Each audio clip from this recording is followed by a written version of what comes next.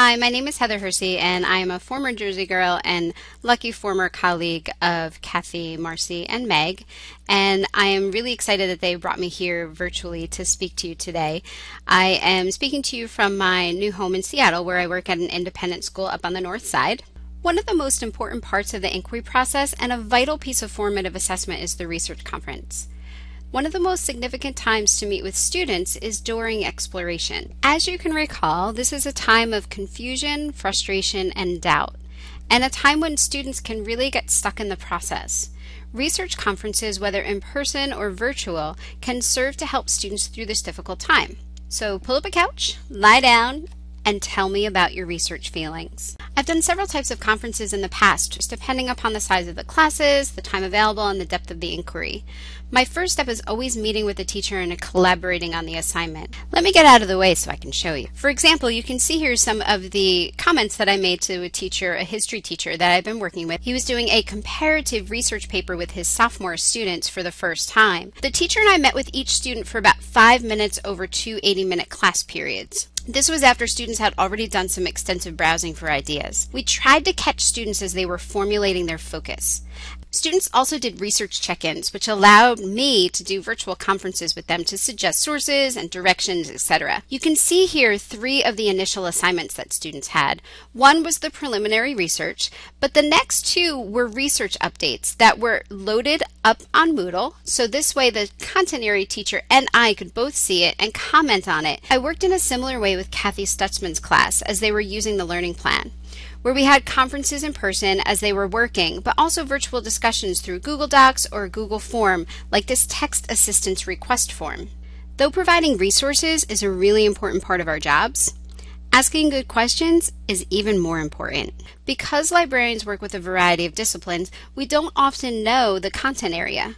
But that's okay, because it's really a librarian's natural curiosity and ability to ask good questions that truly help students move forward. My most recent experience with student conferences is at my current school.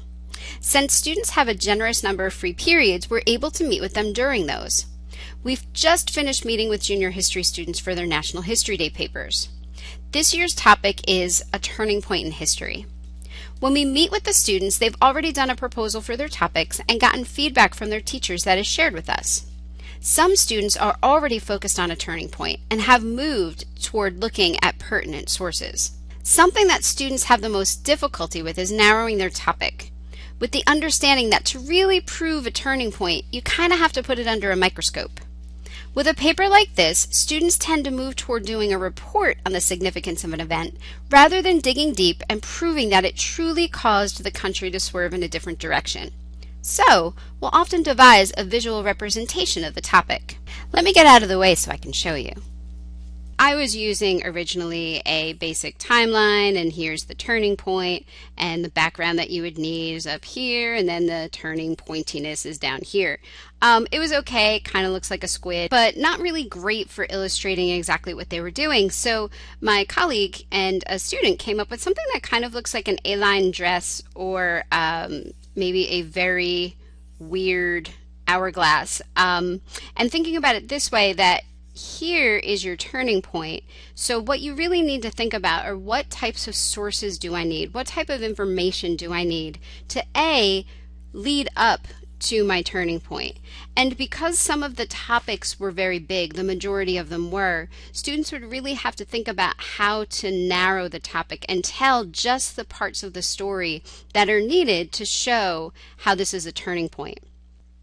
Then we talked about, well, after the turning point occurs, what do you need to tell your reader that will show why this wasn't just a significant event in American history, but why it's truly, truly a turning point and a moment where America really changed its course.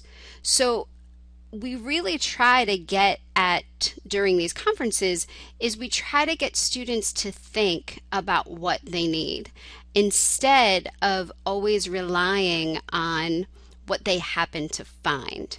And using graphic resources like this sometimes helps students kind of have their own turning point, so to speak, in their research and really seeing it in a graphic visual way. One recent example was a student who was doing Thomas Paine's Common Sense. It's an obvious turning point, but it took a lot of questioning to get to why, to what in it caused America to turn, particularly since those ideas were nothing new to America at the time. From there, it took quite a bit more questioning about what he would need before and after the point to prove it. Of course, I love to be the hero and give students cool sources. I want to help them, and I want them to like me. But more than that, I want them to learn not just how to find sources, but how to discover what they need and how to go down a path of discovery of their own, and eventually on their own. Research conferences provide time for this type of modeling and give students formative feedback while also letting you and the content area teacher know exactly where they are. I really wish I could have been there in person, but I'm so glad that I was able to join you at least virtually. Here's my contact information. You can find me through email or on Twitter. Please don't hesitate to do so. Bye-bye.